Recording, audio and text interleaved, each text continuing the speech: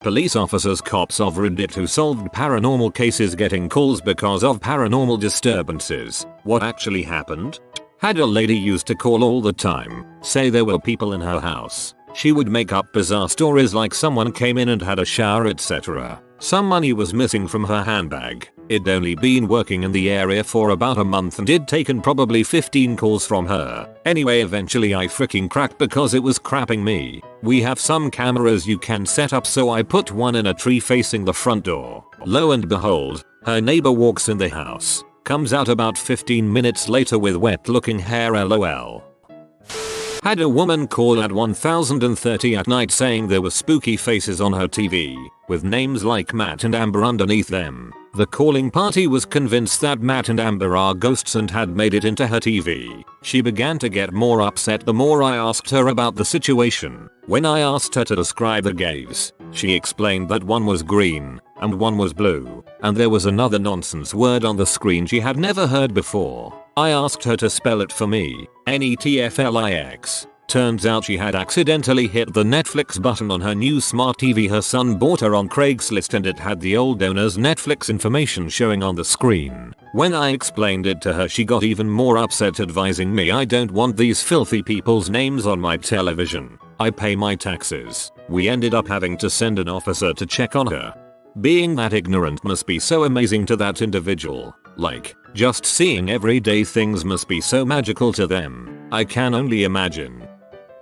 When I was 21, I worked at a gas station in the middle of the night. I had a lot of cops come through, just to check in occasionally and get coffee. One cop was really into paranormal stuff. We used to talk for hours about that crap. He was in his 50s, but used to be really into investigating the paranormal when he was in college. He was a really nice man who always dropped by every shift we shared to say hey. In my neighborhood there had been a string of robberies where the guys snuck in through the car wash. There's usually a door in there that will lead to the back room of the store. He wanted to check what our layout was, so I was showing him around, and he started telling me that he always got a weird feeling when he was there, like he knew something paranormal was happening. He stopped in the middle of the stockroom and said like it just got really cold right here. It's so different. I didn't have the heart to tell him he was standing right under the air vents. That is perfectly hilarious. I mean, it could be a skit in a movie, and it'd be so perfect. I was working in a call center for a major phone company. The guy sitting beside me got a call from an older woman who said there were little men climbing out of the wall receptacle. He asked if the men were wearing blue or green hats. The lady responded green excitedly, probably because someone finally knew what she was talking about. He then said, "The green men are the responsibility of the utility company. Call them." From around 2005, my mom's friend was a dispatcher. One day she gets a call from a screaming man that a ghost had stolen his penis. He was screaming loudly and yelling obscenities at her that she better send the frickin' Ghostbusters squadron to get his penis back. Then he offers her a date if she gets his penis back from the dong ghost. Apparently it was an internal call to test her ability to keep calm and retrieve as much information as possible from difficult or hysterical caller. I don't know if I believe it, but it's a funny story. Apparently it was an internal call. Oh my god, the calls are coming from inside the house. Current police officer once got called to a house. Guy said attic door was open and it was closed earlier. Also heard noises. Roommates confirmed. It later was revealed they watched a scary movie and agreed they had actually went up there earlier and forgot. Most of the paranormal calls are mental illness. Had a lady claiming she was followed from another state by a man, and the man dug a tunnel into her house and was writing words all over her apartment and body. Even alleged that while we were talking to her outside, her blinds moved upstairs. Of course nothing was written anywhere and there was no secret tunnel. Sister came over and told us that she recently started arthritis medicine and ever since she has been hallucinating. I worked for a guy on shift who had a legit story. When he was a younger patrol officer he got the urge to check this old cemetery where people were buried over 100 years ago and it's mostly abandoned and hidden. Well, he was driving down the dirt road and found a man who hung himself from a tree. Well, he radioed it in and long story short they cut the guy down and took him away and that was the end of the scene. Next night he comes back and the tree is gone. There was no stump, no sign of a tree, never figured out where it went. That's some strong arthritis medication. So I'm not a cop but was an officer in the Air Force. As a very young captain I was asked by our first sergeant to come with him on a call to base housing. One of our super young airmen was deployed and the first sergeant didn't want to be alone in the house with our wife because she was a bit irrational at best. He picked me up, thanked me and said we were on our way to check out reports of ghosts. I told him to stop joking with me. He said he wasn't. That for the last few weeks she'd been calling every other night or so reporting ghosts in the vacant house next door, shared wall duplex. I asked why she didn't call security forces. She hadn't, they hadn't found anything. And now the squadron commander was sick of her calls so he wanted the first sergeant to investigate the second the next call came in. We got there and sure enough there were sounds from the next house but it was unmistakably pee coming through the walls. Could not have been more clear. We knocked on the door to the vacant house and the noises stopped. Some scrambling and then silence. We called security forces. They called civil engineering and came over with a key. In the bedroom of this vacant house was a pretty elaborate little pee setup.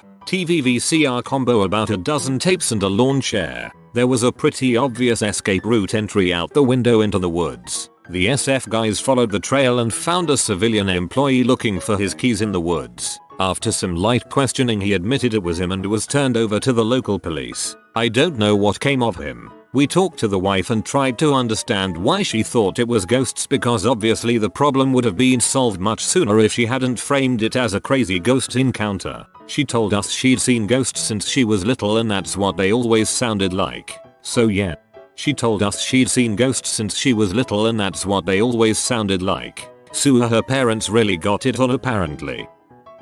My wife's grandfather was chief detective of homicide in Minneapolis for a number of years, and he has a lot of weird stories, but this is probably the grossest. One day the station got a call about a monster trying to break into a guy's apartment. At first they all had a bit of a laugh. They figured he was a drunk, or that he had smoked too much and forgot what his dog looked like. But then they got another call. Same building. A creature was banging on some woman's door. Okay, weird coincidence, but they call a car to head right over. Then a third call comes in, a demon in the hallway. So at this point grandpa is pretty curious, so he volunteers to go check it out himself. When he gets there, he talks to the two cops that got there before him. They tell him that they haven't gone in yet because the first people they spoke with told them that they had heard a gunshot earlier, and they've been waiting for him to check it out. So they go in to find their monster. They get up to the floor where most of the calls have come from and are met with a grisly sight,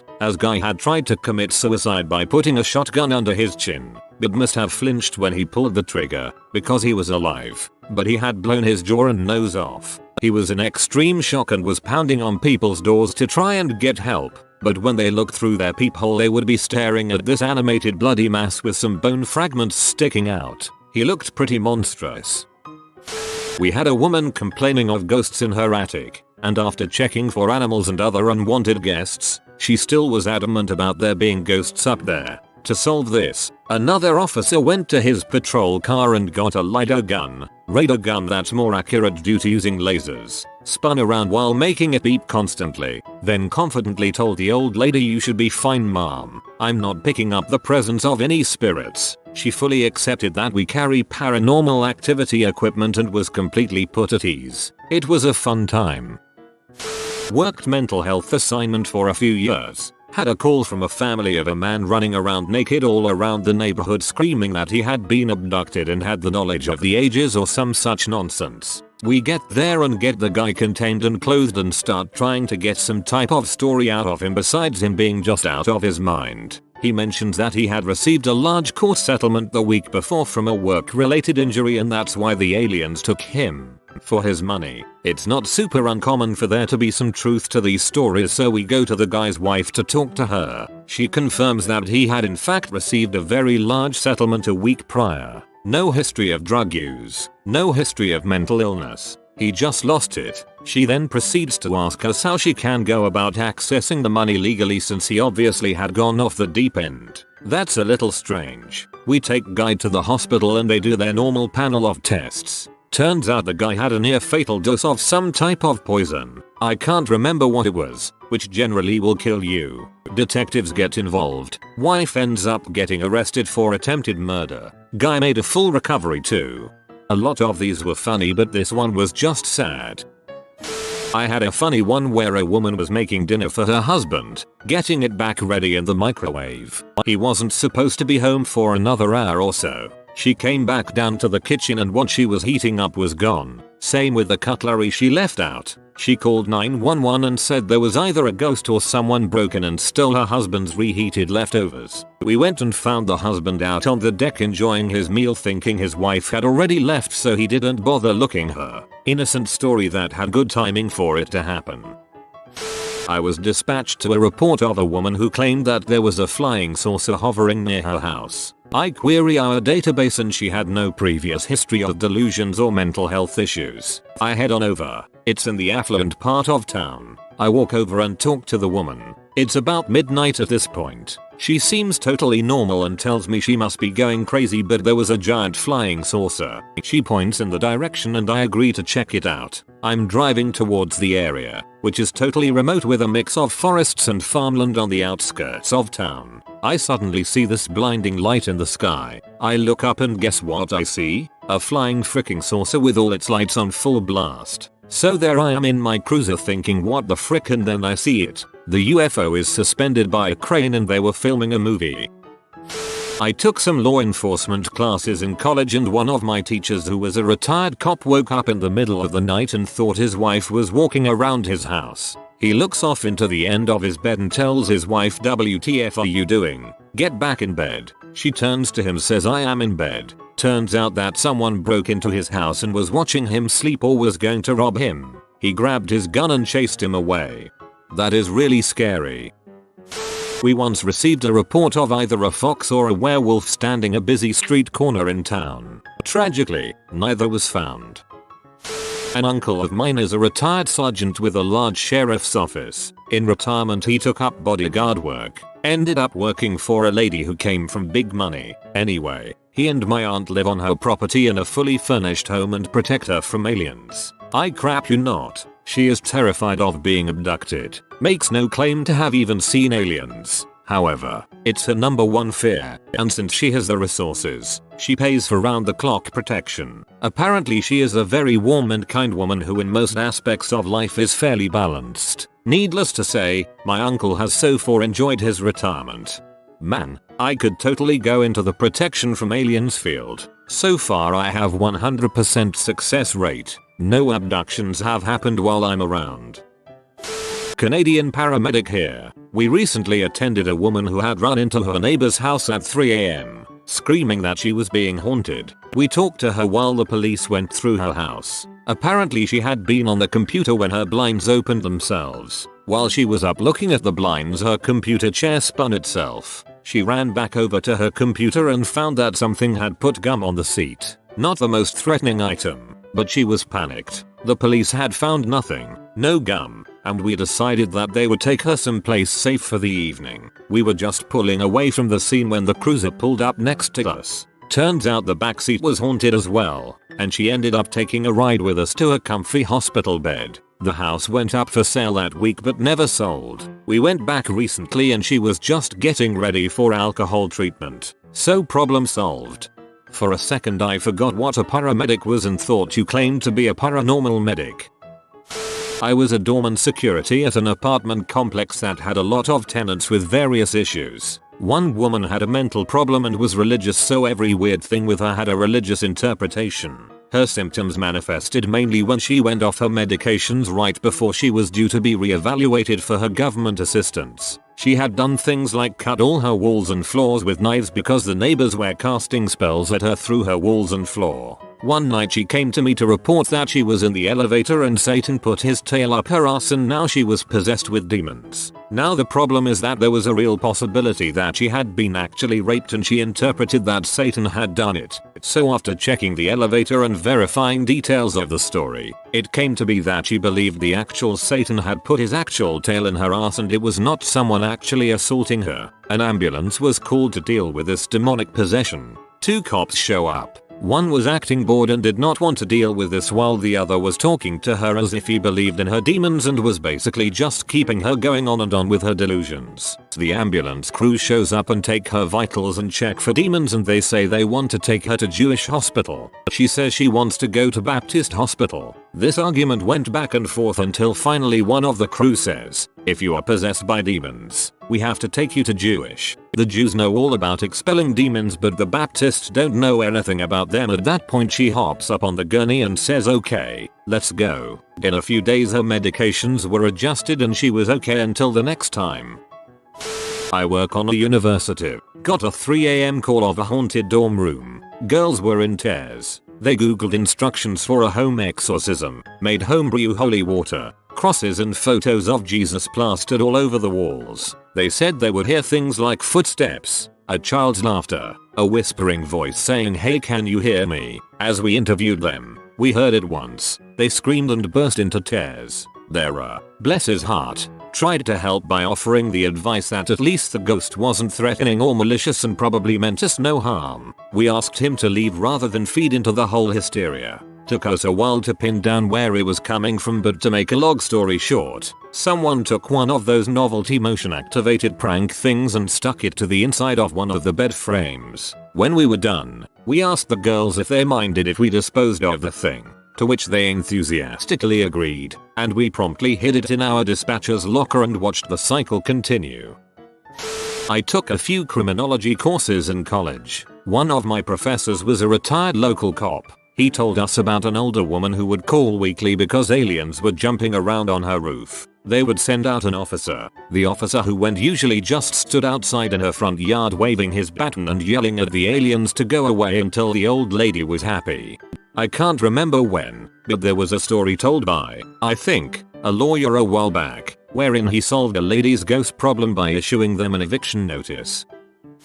This is a tough one. Depending on paranormal definition, you could always count one of the dozens of police reports involving UFO sightings which turn out to be completely mundane stuff, or various skunk ape sightings that turned out to be homeless people. The best one I can think of comes from not me, but an acquaintance in the agency, the tale of the condo pool monster. Story takes place in winter of 13. For 3 straight nights, our communications center had been receiving phone calls from a particularly upscale condo complex claiming to hear monster noises and crashing from the pool area. We would send deputies out. Nothing would be found except occasionally overturned tables and trash cans. Residents would claim that they heard growling, howling, and screeching of all types, and sometimes even clawing at the window. One witness saw the shadowy figure of something the size of a bear, but walked like a rat. On night 4 the shift sergeant sat on the site himself for a little while, and the culprit was revealed. There were 3 raccoons sneaking into the complex and going through all of the trash cans. The biggest of them was the size of a large dog, huge and fat. Animal Services was called out, but unfortunately the raccoon evaded capture. He never reportedly came back to the condos, and legends still say that Raccoonsaurus looms large in the swampland, ready to strike again. There's a raccoon in my parents' neighborhood like this. My parents have a beagle pit mix and we've thought on more than one occasion that their dog was roaming around outside, but it was the raccoon. The neighborhood has named him Steve. Mine's pretty easy. Elderly lady would call with all kinds of complaints but ultimately always involved illegals living in her attic with the body of her son. After trying multiple things and making sure there were no people or bodies in the house, we got mental health involved. She has dementia and had been diagnosed for maybe 5 years. I'm not a police officer, but I run a community mental health program that works with individuals that have psychotic spectrum disorders. One woman we work with told us about a man who would visit her each morning and sing hymns to her that no one else could see or hear. She really rather appreciated it. The more our worker spent time with her, though, the less she saw of him until ultimately he never showed up anymore. Basically, she had lived isolated for years before, and I believe her brain gave her this guy as companionship. Once she had our support, she no longer needed him and so he faded away. Kind of sad. I was reading an interesting article about this the other week. Apparently in different cultures, schizophrenia manifests differently. In the US and Western world, if the patients hear voices they tend to be angry or evil. In other places, Japan and Africa for instance, they tend to be playful and mischievous.